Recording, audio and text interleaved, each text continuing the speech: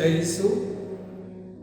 प्रभु की स्तुति हो। आपने एक महान दार्शनिक और धर्म तत्वज्ञ के बारे में जरूर सुना होगा, जिसका नाम है मार्टिन बुबर। उसका कहना यही है कि कोई भी मनुष्य इस संसार में एक द्वीप नहीं है, कोई भी मनुष्य इस संसार में एक टापू के समान नहीं है, क्योंकि कोई भी इंसान इस संसार में अकेला जीवन नहीं व्यतीत करना चाहता है।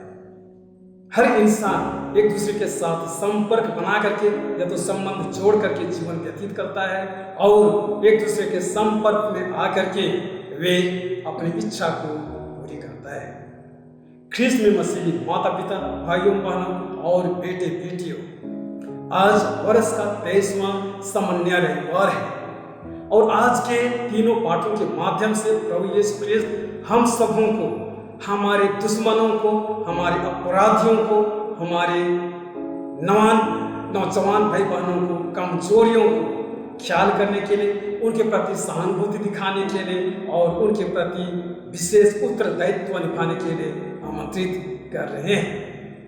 क्योंकि इस संसार में जीते वक्त सब कोई कुछ न कुछ उतार चढ़ाव का जिंदगी व्यतीत करता है। सबके जीवन में कुछ न कुछ समस्याएं या तो विपत्तियां आती रहती हैं। यदि आपके जीवन में और मेरे जीवन में कुछ मुसीबतें आती हैं, कुछ विपत्तियां आती हैं, तो हम महसूस करते हैं और यही आशा करते हैं कि कोई आकर के मुझे सांत्वना दे, मुझे दम दिलासा दे, मेरे प्रति या तो आपके प्रति सहानुभूति दिखाए।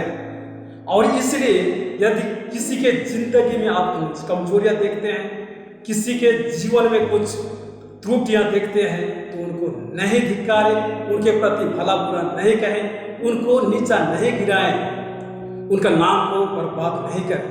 क्योंकि यदि हम उसके विरुद्ध में बात करते हैं तो हम उसका जीवन को हम बर्बाद करते हैं, उनका जीवन को तहस नहस करते हैं। और ये ख्रीस्त विश्वास के खिलाफ है, पड़ोसी प्रेम के खिलाफ है। आज के दूसरे पाठ में आप सुनते हैं, जहां कहा गया है पड़ोसी को अपने समान प्यार करो। किसी को अपने समान प्यार करना का मतलब यही है कि हम ईश्वर की इच्छा को पूरा करते हैं और एक दूसरे को मदद करते हैं। अब सवाल यही उठता है, यदि आप आपके विरोधियों को, आपके दुश्मनों को, अपराधियों को देखते हैं, तो आपके जीवन में या तो आपके मन में क्या प्रश्न उठता है? क्या आप उनके प्रति हमदर्दी दिखाते हैं, सहानुभूति दिखाते हैं, या तो उनके जीवन में कुछ उत्तरदायित्व निभाते हैं? आइए आज हम एक उदाहरण स्वरूप कोई भी दृष्टांत के बारे में मनन चिंतन करें। आपने जरूर इसका दृष्टांत को सुना होगा, जहां गडेरिया कोई भी भेड़ को ढूंढने के लिए 99 भेड़ों को नदी नाला के किनारे, पहाड़ के किनारे छोड़ देता है और स्वयं नदी नाला पहाड़ के तराई में भटकते रहता है। और जब तक वह भटकते रहता है, जब तक वह अपने भेड़ को नहीं प्राप्त कर लेता है। और उतना ही नहीं, जब वह अपने भेड़ को पा लेता है तो वह खुशी से गदगद हो जाता है, अपना खुशी को एक दूसरे के साथ बांटता है। भाइयों बहनों, हम सबों को भी अपने जीवन में ऐसा ही करना चाहिए। जब कोई भाई बहन गलती करता है, त्रुटियां करता है, गलत रास्ता पे जाता है, तो उसको हम सबों को लाना है। नहीं तो वे ख्रीस्त विश्वास से, समाज से वे भटक जाएंगे।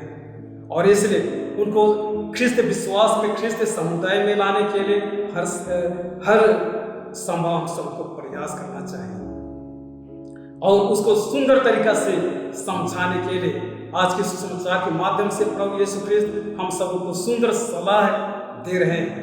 यदि आपका भाई आपके विरोध में अपराध करता है तो उसको अकेले में ला करके समझाओ। यदि आपका भाई आपका बात को मान लेता है तो आपने आपका भाई को बचा लिया है, बुराई से बचा लिया है, पाप से बचा लिया है, मृत्यु से बचा लिया है। कहने का मतलब यही है कि हम सबों को भी हर किस्म से अपने कमजोर भाई बहनों को या तो पापी भाई बहनों को, अपराधी भाई बहनों को बचाने के लिए प्रयास करते रहना चाहिए। और इसको हम आज के पहले पाठ में भी हम देखते हैं, जहां नबी इजकियल को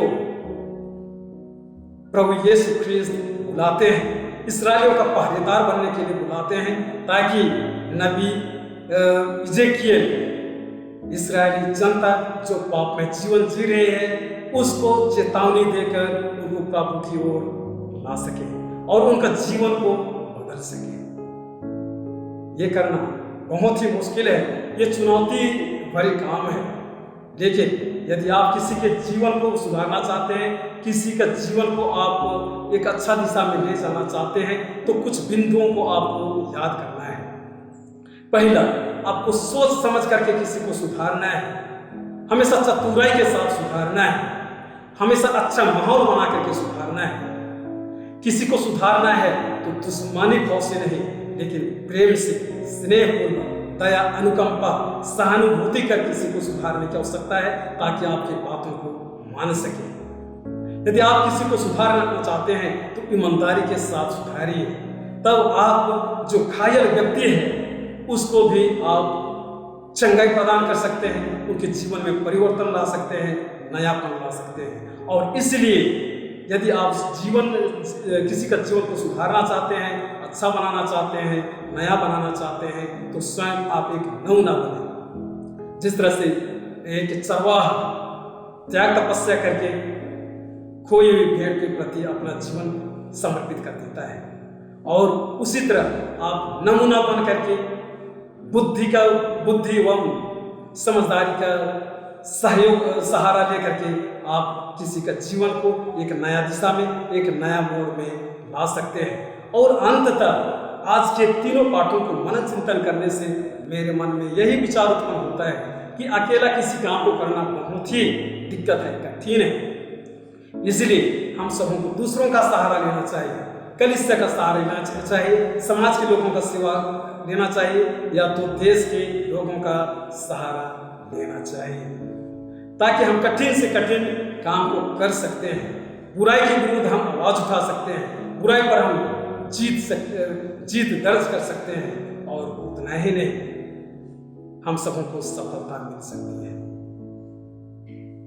सुसमाचार को हम जब पढ़ते हैं, मत्ती अध्याय 20 पद संख्या 18 में प्रभु यीशु ख्रीस्त ने स्वयं कहा है, जहां 2 या 3 जन मेरे नाम पर एकत्रित रहते हैं, वहां मैं उपस्थित रहता हूं।